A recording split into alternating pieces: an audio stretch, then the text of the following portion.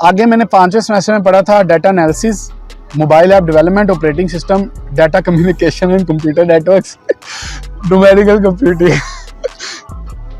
Data sir Hasan Jamal best. मैं मतलब किसी और की बात ही नहीं करता। हसन जमाल साहब, यार हसन जमाल आपको कोई भी सब्जेक्ट पढ़ाएं, गो फॉर हिम। और यार इतने जालिम लोग हैं कि हसन जमाल जैसे बंदे के लिए अगर आप लोग नेगेटिव रिव्यू देते, किस तरह तुम लोगों का दिल करता है यार इतना जुल्म करते वक्त। गाइस इसलिए मैं ये कह रहा हूँ कि हसन जमाल से पढ़ लो, पढ़ के फिर रियलाइज करना। आप लोग खुद उनके कमेंट्स के नीचे गालियां दे रहे होगे कि आज से 6 माह पहले तू मुझे किस मसले में डालने लगा था भाई। तो हसन जमाल सर, और वो बंदा बच्चों की तरह ट्रीट करता है, पढ़ाता है, जिस तरह हाथ पकड़ के नहीं लिखवाना वो। यार आप लोग क्लास नहीं लोगे तो वो बंदा फिर आपकी अटेंडेंस शूट करेगा। तो यार मैं एक बात कह दूं, ये मेरे वीडियो बनाने के पर्पज ही खत्म हो जाए अगर हमें रिस्पॉन्सिबल बनना आ जाए। मैं डे 1 में पहली वीडियो में बस ये कहता भाई रिस्पॉन्सिबल हो जाना, तो मसला ही खत्म हो जाना था। इतनी डिटेल में बात करने की जरूरत नहीं थी। खैर, मोबाइल ऐप डेवलपमेंट अफजल नज़ीर, कॉमसर्ट में मोबाइल ऐप डेवलपमेंट इनके अलावा कोई अच्छी पढ़ा नहीं सकता। और मुझे डेवलपमेंट से मोहब्बत इन्होंने कराई है और ग्रेट रिस्पेक्ट फॉर हिम। और सर अफजल नज़ीर वैसे भी इनका फील्ड में बहुत ज़्यादा अपना भी एक्सपीरियंस है। और यार सर अफजल नज़ीर कहते हैं ना कि जो चीज़ ज़्यादा झुकी होती है उतना ही उसे फल लगता है। जैसे कि बेड़ी है, उसे वो जितना झुकती है सबसे ज़्यादा फल उसे लगता है। तो गाइज वो बंदा इतना हम्बल है कि वो बंदे से बात करके आपको रियलाइज़ नहीं होगा कि वो बंदा इतना सक्सेसफुल आदमी है। तो one of my favourite teacher. और डेवलपमेंट से अगर मोहब्बत करनी है, डेवलपमेंट अगर सीखनी है, डेवलपमेंट के साथ किस तरह ट्रीट करना है और कुछ चीज़ किस तरह प्रोडक्ट करनी है, वो मुझे सर अफजल नज़ीर ने सिखाई है। और लिटरली मैंने अपने प्रोजेक्ट में पूरी ऐप बनाई थी। It is not a small deal guys. और सर अफजल नज़ीर के पास जब मर्जी जाओ वो आपके लिए अवेलेबल है। हाँ, एक चीज़ याद रखना कि सर अफजल नज़ीर हम्बल होते हैं, लेकिन एक चीज़ याद रखना कि डोंट ट्राई कि ये बंदा अल्लाह ताला की गाय मज है कि इसे पता नहीं चलता। बड़े तेज़ भी हैं, लेकिन अच्छा रैशनल है। आई कैन से रैशनल है वो। ऑपरेटिंग सिस्टम मैंने सर अदनान से पढ़ी थी, डॉक्टर अदनान से। उनके बारे में रिव्यूज़ बहुत ख़राब हैं, लेकिन मेरे 3.7 था। मोबाइल ऐप डेवलपमेंट मेरा 4 था। सर हसन जमाल से भी मेरा अच्छा ग्रेड था। तो ऑपरेटिंग सिस्टम भी आजकल सर हसन जमाल पढ़ा रहे हैं, go for it. Data communication and computer network के बारे में ये बात करूंगा क्योंकि data communication and computer network जो है वो बहुत ज़्यादा ड्राई सब्जेक्ट है गाइज। मुझे भी नहीं समझ आई थी, रट्टे लगाए थे, लेकिन आई वुड सजेस्ट कि सब टीचर को छोड़ के सर इमरान रज़ा के पास जाएं। वो बंदा आपको data communication and computer network पढ़ा देगा या इस काबिल कर देगा। क्योंकि मैंने जैसे पहले बताया कि मेरी सारी वीडियो का बेस ये है कि वो बंदा सुन रहा है, मैं ये एक्सपेक्ट कर रहा हूँ कि आप सामने वाला बंदा वो सुन रहा है जो बंदा रिस्पॉन्सिबल है, जो बंदा अपना कुछ करना चाहता है और जो बंदा वाकई अपनी स्टडी को लेके सीरियस है। और जो बंदा सीरियस है ना, वो बंदा टीचर्स की रिस्पेक्ट भी करना जानता है और टीचर्स को फॉलो करना जानता है। सर इमरान रज़ा गाइज, अगर आपने डाटा कम्युनिकेशन पढ़नी है। और न्यूमेरिकल कंप्यूटिंग माजिद खटक साहब पढ़ाते हैं, इंडीड बेस्ट टीचर हैं। उनके बारे में ये है कि आप लोग ना मिड में ना लोगों के मार्क्स कम आते हैं, मेरे भी कम आए थे, लेकिन फिर भी मेरा 4 है। अब बात ये है कि देखो न्यूमेरिकल कंप्यूटिंग में यार ये होता है कि सर माजिद खटक साहब की ना थोड़ी चेकिंग इस तरह की है कि वो स्टेप्स देखते हैं। अगर स्टेप आपके शुरू में खराब हैं, गलत हैं, मतलब कि वो नंबर नहीं देते। इसलिए ना यार वो बंदा तो इस तरह पढ़ाता है कि जिस तरह ट्रेनिंग को वो सपोर्ट करते हैं कि ये सवाल आना है, ये करना है।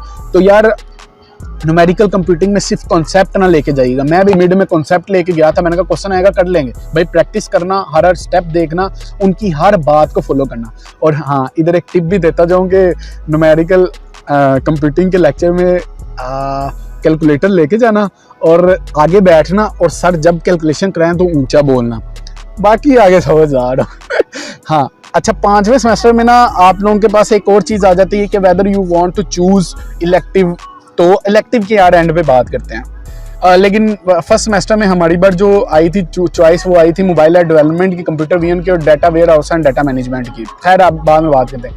यस गाइस, छठा सेमेस्टर यार 5वें सेमेस्टर में मुझे रियलाइज़ होने लग गया था कि मैं कंप्यूटर साइंस की डिग्री कर रहा हूँ और मुझे कुछ आता है। 4थे सेमेस्टर तक मैं अन्यवाद पढ़ रहा था, थ्योरी थी, कुछ नहीं पता था। 5वें सेमेस्टर में अफजल नज़ीर साहब मिले, उन्होंने मुझे थोड़ा डेवलपमेंट करना सिखाई और मुझे रियलाइज़ हुआ कि भाई साहब मैं कंप्यूटर साइंटिस्ट हूँ, मुझे कोड करना आता है और मैं अपनी जो कॉन्सेप्ट्स हैं वो उनको मतलब इम्प्लीमेंट कर रहा हूँ।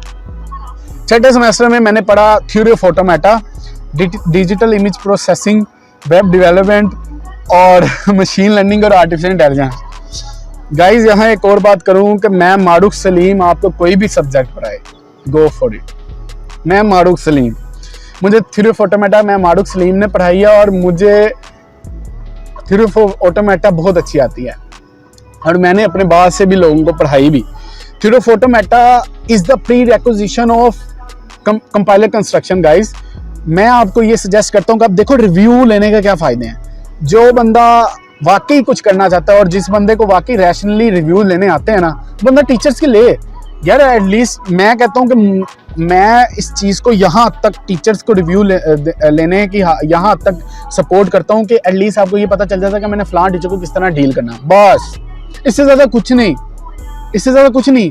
मैं ये नहीं बिल्कुल सपोर्ट करूँगा कि आप ड्रॉप कर दो, सर नहीं, मैं इस चीज़ को मैंने भी नहीं किया, मैं आपको भी नहीं कहता। और वैसे भी यार जो बंदा, एक बात और, जो बंदा गोल्ड मेडल के लिए रख रहा है ना अपने गोल, वो उस जिसने ड्रॉप किया वो बंदा एलिजिबल ही नहीं है गोल्ड मेडल के लिए। ये बात भी याद रखना, जाके एक मतलब वेबसाइट पे एलिजिबिलिटी भी मेडलिस्ट की पढ़ लेना।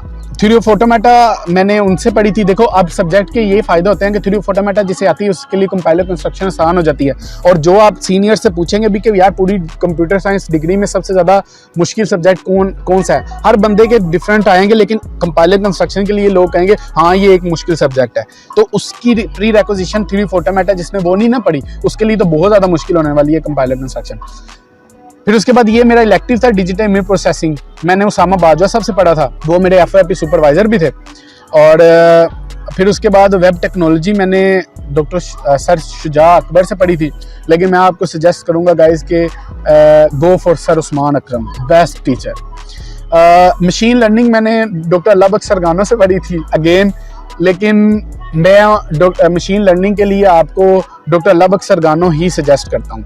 यार राव दिल नवाब मुझे नहीं आइडिया, मैं उनसे कभी नहीं पढ़ा, लेकिन उनके बारे में ये है कि मैं देखो जो रिव्यूज़ की बेस में आप लोगों को बताना चाहता हूँ कि जो वैलिडेट रिव्यूज़ हैं कि मुझे कुछ जूनियर्स ने बताया कि हमें मशीन लर्निंग नहीं आती, सर का लेक्चर मेजॉरिटी एथिक्स पे होता है। देखो यार मैं ये चीज़ को गलत नहीं कहता हूँ, वो मेरे उस्ताद हैं भाई, मैं कौन होता हूँ मैं उन पर तबसरे नहीं कर रहा, लेकिन बस मैं ये कहूँगा कि अगर आप मशीन लर्निंग करना चाहते हो और अपना ये प्रोफेशन परस्यू करना चाहते हो तो एटलीस्ट आपकी बेस स्ट्रॉन्ग होनी चाहिए।